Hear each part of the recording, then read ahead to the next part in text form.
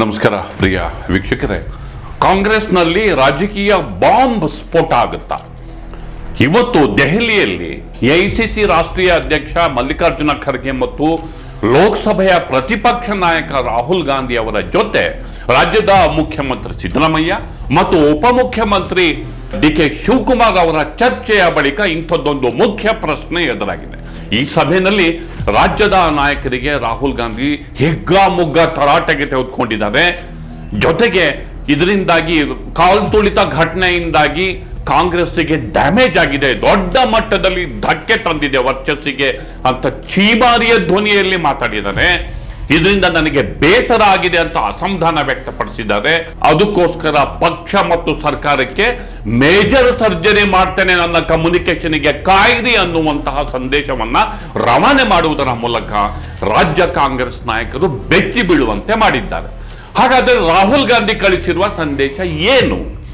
ಈ ಬಗ್ಗೆ ಇಂದಿನ ಮಾತು ಮಂಥನ. ಸ್ನೇಹಿತರೆ, ಗೆಳೆಯರೆ, ತಮ್ಮದೇ ಆದ ದಾಖಲೆಗಳನ್ನ ಹಿಡಿದು, ಸಮರ್ಥನೆಯ ಫೈಲನ್ನ ಹಿಡಿದು, ಅಂಶಗಳನ್ನ ಹಿಡಿದು ಚಿನ್ನಸ್ವಾಮಿ ಕ್ರೀಡಾಂಗಣ ಕಾಲ್ತುಳಿತ ಘಟನೆಗೆ ಸಂಬಂಧಿಸಿದಂತೆ ಪಕ್ಷದ ಹೈಕಮಾಂಡಿಗೆ, ಅದರಲ್ಲೂ ಎಐಸಿಸಿ ರಾಷ್ಟ್ರೀಯ ಅಧ್ಯಕ್ಷ ಮಲ್ಲಿಕಾರ್ಜುನ ಖರ್ಗೆ ಅವರು, ಲೋಕಸಭೆಯ ಪ್ರತಿಪಕ್ಷ ನಾಯಕ ರಾಹುಲ್ ಗಾಂಧಿ ಅವರಿಗೆ ವಿವರಣೆಯನ್ನ ಕೊಡೋದಕ್ಕೆ ಹೋದಂತಹ ಮುಖ್ಯಮಂತ್ರಿ ಸಿದ್ದರಾಮಯ್ಯ, ಉಪಮುಖ್ಯಮಂತ್ರಿ ಡಿ.ಕೆ. ಶಿವಕುಮಾರ್ ಅವರಿಗೆ ಅಲ್ಲಿ ಆಘಾತ ಕಾದಿತ್ತು, ಆಶ್ಚರ್ಯ ಕಾದಿತ್ತು.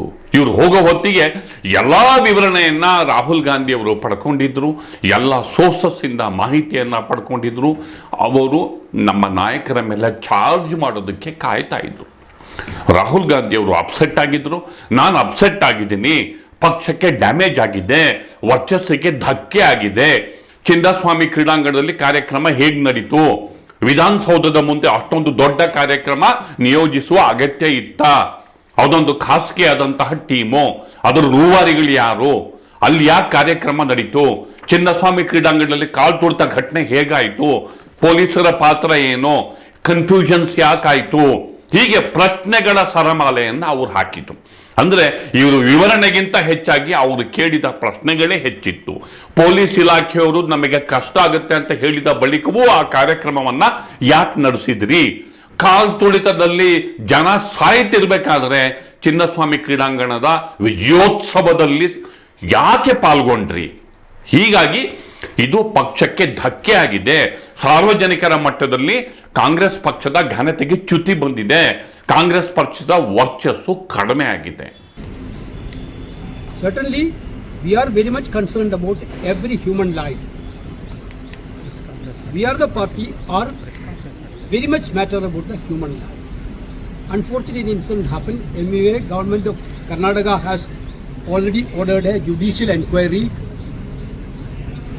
to find out what exactly happened. During the course of judicial inquiry, party didn't want to involve into the nitty-gritty of the issue. But generally, party has clearly viewed that there should be a clear-cut pro-people attitude. ಹೀಗೆ CM ಮತ್ತು ಡಿ.ಸಿ.ಎಂ ಸಂಪೂರ್ಣ ವಿವರಣೆಯನ್ನ, ಈ ಘಟನೆಗೂ ನಮಗೂ ಸಂಬಂಧ ಇಲ್ಲ, ವಿಧಾನಸೌಧದ ಕಾರ್ಯಕ್ರಮ ಮಾತ್ರ ನಮ್ಮ ಕಾರ್ಯಕ್ರಮ, ಚಿನ್ನಸ್ವಾಮಿ ಕ್ರೀಡಾಂಗಣದಲ್ಲಿ ಕಾರ್ಯಕ್ರಮವನ್ನ ಮಾಡೋದಕ್ಕೆ ನಾವು ಅನುಮತಿ ಕೊಟ್ಟಿರಲಿಲ್ಲ ಅಂತ ಹೀಗೆ ಏನೇ ಅವರು ಡಿಫೆಂಡ್ ಮಾಡೋದಕ್ಕೆ ಪ್ರಯತ್ನವನ್ನ ಪಟ್ಟರೂ ಕೂಡ, ಜೊತೆಗೆ ಘಟನೆಯ ಬಳಿಕ ನಾವು ಸೀರೀಸ್ ಆಫ್ ಕ್ರಮಗಳನ್ನು ಕೈಗೊಂಡಿದ್ದೀವಿ ಅಂತ ವಿವರಣೆಯನ್ನು ಕೊಟ್ಟರೂ ಬಳಿಕ ಇದಿಷ್ಟೇ ಸಾಲದು ಎನ್ನುವ ಅಭಿಪ್ರಾಯವನ್ನ ರಾಹುಲ್ ಗಾಂಧಿ ಅವರು ವ್ಯಕ್ತಪಡಿಸ್ತಾ ಇದ್ರು. ಅಂದ್ರೆ ಎಲ್ಲ ಒಂದ್ ಕಡೆ ಈ ಒಂದು ಘಟನೆ ರಾಜ್ಯದಲ್ಲಿ ಆಡಳಿತ ವ್ಯವಸ್ಥೆಗೆ ಧಕ್ಕೆ ತಂದಿದೆ, ನಿಯಂತ್ರಣವೇ ಇಲ್ಲವಾಗಿದೆ. ಆಡಳಿತದಲ್ಲಿ ಸಚಿವರ ಕಾರ್ಯವೈಖರಿ ಅಥವಾ ಅಧಿಕಾರಿಗಳ ಕಾರ್ಯವೈಖರಿ, ಒಬ್ಬರಿಗೊಬ್ರು ಸಮನ್ವಯತೆ ಮಾಯ ಆಗಿದೆ, ನಿಯಂತ್ರಣ ಇಲ್ಲ ಅನ್ನುವಂತಹ ಸಂದೇಶವನ್ನ ಈ ಘಟನೆ ರವಾನೆ ಮಾಡಿದೆ. ಹಾಗೇನೆ ಒಬ್ಬ ಡಿ.ಸಿ.ಎಂ ಆಗಿದ್ದವರು ಆ ಆಟಗಾರನ ಕರ್ಕೊಂಡು ಹೋಗಿ ಏರ್ಪೋರ್ಟಿಗೆ ಹೋಗಿ ಸರಿನಾ ಎನ್ನುವ ಮಟ್ಟಿಗೆ ರಾಹುಲ್ ಗಾಂಧಿ ಅವರು ಪ್ರಶ್ನೆಯನ್ನ ಮಾಡಿದ್ರು ಅಂತ ಉನ್ನತ ಮೂಲಗಳು ಕೇಳಿವೆ. ಒಟ್ಟಾರೆ ಈ ಭೇಟಿ ರಾಜ್ಯದ ನಾಯಕರಿಗೆ ಆಘಾತವನ್ನೇ ಕಾದಿತ್ತು. ಜೊತೆಗೆ ಪಕ್ಷ ಮತ್ತು ಸರ್ಕಾರಕ್ಕೆ ಸರ್ಜರಿಯನ್ನು ಮಾಡುವ ಸ್ಪಷ್ಟ ಸುಳಿವನ್ನ ಕೊಟ್ಟಿದ್ದಾರೆ. ಆಶ್ಚರ್ಯ ಅಂತಂದ್ರೆ, ಇಂಥದ್ದೊಂದು ಮಹತ್ವದ ಮೀಟಿಂಗಿಗೆ ಗೃಹ ಸಚಿವರು ಬರಬೇಕಾಗಿತ್ತು, ಆದರೆ ಗೃಹ ಸಚಿವರು ಅಲ್ಲಿಗೆ ಬಂದಿರಲಿಲ್ಲ. ಅದು ಕೂಡ ಅದು ಕೂಡ ಆಶ್ಚರ್ಯಕರ ಅಷ್ಟೇ ಅಲ್ಲ, ಅದು ಕೂಡ ಅತ್ಯಂತ ಮುಖ್ಯವಾದ ಡೆವಲಪ್ಮೆಂಟ್ ಒಂದರ ಮುನ್ಸೂಚನೆ, ಮುಖ್ಯವಾದ ಮುಂದೆ ನಡೀಬಹುದಾದಂತಹ ಡೆವಲಪ್ಮೆಂಟ್ ಒಂದರ ಮುನ್ಸೂಚನೆ. ಅಂದರೆ ಪರಮೇಶ್ವರ್ ಅವರು ಅದೆಷ್ಟೇ ನಾನು ನಿರಾಕರಿಸಿದ್ರು ಕೂಡ ಎಲ್ಲೋ ಒಂದು ಕಡೆ ಅವರು ಗೃಹ ಖಾತೆಯನ್ನು ಇಟ್ಕೊಳ್ಳೋದಕ್ಕೆ ಅವರಿಗೆ ಮನಸ್ಸಿಲ್ಲ ಅನ್ನೋದು ನಮಗೆ ಮೇಲ್ನೋಟಕ್ಕೆ ವ್ಯಕ್ತ ಆಗ್ತಿದೆ. ಮತ್ತು ಅವರು ಪ್ರತ್ಯೇಕವಾದಂತಹ ವರದಿಯನ್ನ ಹೈಕಮಾಂಡಿಗೆ ಕಳಿಸಿದ್ದಾರೆ ಅಂತ ಉನ್ನತ ಮೂಲಗಳಿಂದ ನಮಗೆ ತಿಳಿದು ಬರ್ತಿದೆ. ಗೊತ್ತಿಲ್ಲ ಮಾತು ಕೇಳ್ಕೊತಾರೆ. ದೇಶಪಾಂಡೆ ಅವ್ರನ್ನ ಸಂಪುಟಕ್ಕೆ ತಗೋತಾರೆ, BK ಹರಿಪ್ರಸಾದ್ ಅವ್ರನ್ನ ತಗೋತಾರೆ ಅಂತ ಗೊತ್ತಿಲ್ಲಪ್ಪ ನಮಗೆ. ಅದು ಎಲ್ಲ ಹೈಕಮಾಂಡಿನ ನಿರ್ಧಾರಗಳಲ್ಲ, ಅದು ಆಚೆ ಬಂದಾಗಲೇ ಗೊತ್ತಾಗೋದು. ಅಂದ್ರೆ ಹೇಗೆ ತಮ್ಮ ಇಲಾಖೆಯಲ್ಲಿ ಮುಖ್ಯಮಂತ್ರಿಗಳು ಮತ್ತು ಉಪಮುಖ್ಯಮಂತ್ರಿಗಳು ಇಂಟರ್ವ್ಯೂನ್ ಆಗಿದ್ದಾವೆ ಮತ್ತು ತಮ್ಮ ಇಲಾಖೆಯಲ್ಲಿ ಬೇರೆ ಪ್ರಭಾವಿ ಸಚಿವರಿಂದಾಗಿ ಪ್ರಭಾವಿ ವ್ಯಕ್ತಿಗಳಿಂದಾಗಿ ತಾವು ಹೇಗೆ ಅಸಹಾಯಕರಾಗಿದ್ದೇವೆ, ತಮ್ಮ ಮೇಲೆ ಒತ್ತಡ ಹೇಗೆ ಕ್ರಿಯೇಟ್ ಆಗ್ತಿದೆ, ತಮ್ಮನ್ನು ಹೇಗೆ ಅಜ್ಞಾನದಲ್ಲಿ ಯಾವ ಡೆವಲಪ್ಮೆಂಟ್ ಆದರೂ ತಮ್ಮ ಗಮನಕ್ಕೆ ಬರದಲೇ ಇರೋ ಥರ ನಡೆಸ್ಕೊಳ್ಳಲಾಗ್ತಿದೆ ಅನ್ನೋದನ್ನ ಅವರು ಹೈಕಮಾಂಡಿಗೆ ಪ್ರತ್ಯೇಕವಾಗಿ ಅವರು ತಿಳಿಸಿದ್ದಾರೆ. ಇದು ಕೂಡ ಹೈಕಮಾಂಡ್ ಕೋಪಕ್ಕೆ ಮುಖ್ಯವಾದಂತಹ ಕಾರಣ ಆಗಿದೆ ಅಂತ ಮೂಲಗಳು ತಿಳಿಸಿವೆ. ಅಂದ್ರೆ ಇವೆಲ್ಲವನ್ನು ನೋಡಿದ್ರೆ ಎಲ್ಲ ಒಂದ್ ಕಡೆ ಒಂದು ದೊಡ್ಡ ಸರ್ಜರಿಯ ಹಿಂಟನ್ನು ಹೈಕಮಾಂಡ್ ಕೊಡ್ತಾ ಇದೆ. ಅಂದ್ರೆ ನೀವು ಹೊರಡಿ, ನೀವು ಬೆಂಗಳೂರಿಗೆ ಹೊರಡಿ, ನಾವು ಮುಂದಿನ ಸರ್ಜರಿಯನ್ನ ನಾವು ನೋಡ್ಕೋತಿದ್ದೇವೆ. ಒಂದು ಪರಮೇಶ್ವರಿಗೆ ಕರೀದಲೇ ಇರೋದು ಮತ್ತು KPCC ಅಧ್ಯಕ್ಷ ಸ್ಥಾನ ಕೊಟ್ರೆ ನಾನು ಸಚಿವ ಸ್ಥಾನಕ್ಕೆ ರಾಜೀನಾಮೆ ಕೊಡಕ್ಕೆ ಸಹಿ ಅಂತ ಹೇಳಿರುವ ಜಾರಕಿಹೊಳಿ ಅವರನ್ನ ದೆಹಲಿಗೆ ಕರೆಸಿರೋದು. This is also most important. ಯಾಕೆ ಕರೆಸಿದ್ರು ಅಂದ್ರೆ ಪಕ್ಷಕ್ಕೆ ಹೊಸ ಅಧ್ಯಕ್ಷರ ನೇಮಕಕ್ಕೂ ಕೂಡ, ನೇಮಕ ಪ್ರಕ್ರಿಯೆಗೂ ಕೂಡ, ಪಕ್ಷಕ್ಕೆ ಸರ್ಜರಿಗೂ ಕೂಡ ಹೈಕಮಾಂಡ್ ಚಾಲನೆಯನ್ನ ಕೊಡ್ತಾ. ಇದು ಚಿನ್ನಸ್ವಾಮಿ ಕ್ರೀಡಾಂಗಣ ಕಾಲ್ತುಳಿತ ಘಟನೆಯ ಫಾಲೋಔಟ್, ಅದರ ಪರಿಣಾಮ, ಅದರ ಎಫೆಕ್ಟು.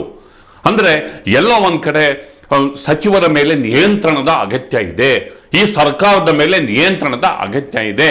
ಈ ಸರ್ಕಾರದ ಸಚಿವರಲ್ಲಿ ಕೆಲವು ಜನ ಸರಿಯಾಗಿ ಕಾರ್ಯನಿರ್ವಹಿಸುತ್ತಿಲ್ಲ, ಇಲ್ಲಿ ಆಡಳಿತ ವ್ಯವಸ್ಥೆ ಮೇಲೆ ಕಂಟ್ರೋಲ್ ಇಲ್ಲ ಅನ್ನುವಂತಹ ಒಪಿನಿಯನ್ ಬಂದ್ಬಿಟ್ಟಿದೆ. ಮಾತಾಡಿ ನಾನು ಏನು ಹೇಳಿದ್ದೀನಿ ಅದು ಬರೀರಿ ಅಂತಂದರೆ ಸಚಿವ ಸಂಪುಟದ ಬಗ್ಗೆ ಚರ್ಚೆ ಆಗಿಲ್ಲ ಅಂತ ಹೇಳಿದ್ರೆ ಸಚಿವ ಸಂಪುಟದ ಬಗ್ಗೆ ನೀವು ಹೇಳೋದನ್ನೇ ನಾನು ಹೇಳ್ಬೇಕಾ?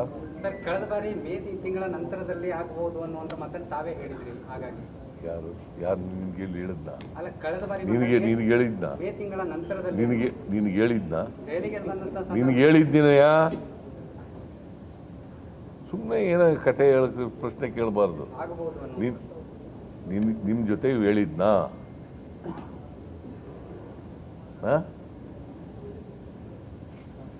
So lastly, was there any discussion on a cabinet reshuffle as well, basically his demand?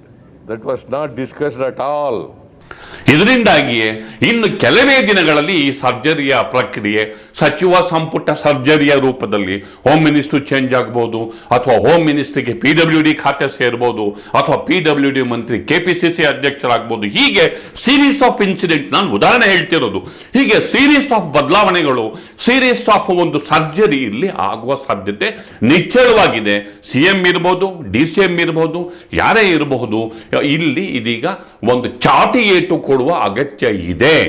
ಮತ್ತು ಇದು ಬಿಟ್ರೆ ಇದು ಹೋಗುತ್ತೆ, ಇದು ಬಿಟ್ರೆ ಇದು ಒಂದು ರೀತಿಯಲ್ಲಿ CM DCM ನಡುವಿನ ಕಂದಕ ಹೆಚ್ಚಾಗುತ್ತೆ.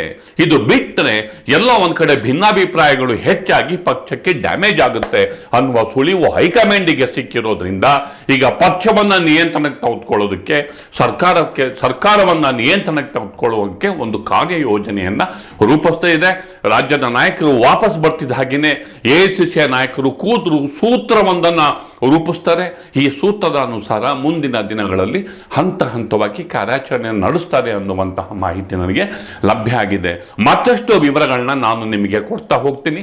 ದಯವಿಟ್ಟು ದಿ ಪೋಸ್ಟ್ ನೋಡಿ, ಲೈಕ್ ಮಾಡಿ, ಶೇರ್ ಮಾಡಿ, ಸಬ್ಸ್ಕ್ರೈಬ್ ಮಾಡೋದಕ್ಕೆ ಮರಿಬೇಡಿ ಗೆಳೆಯರೇ. ನಮಸ್ಕಾರ.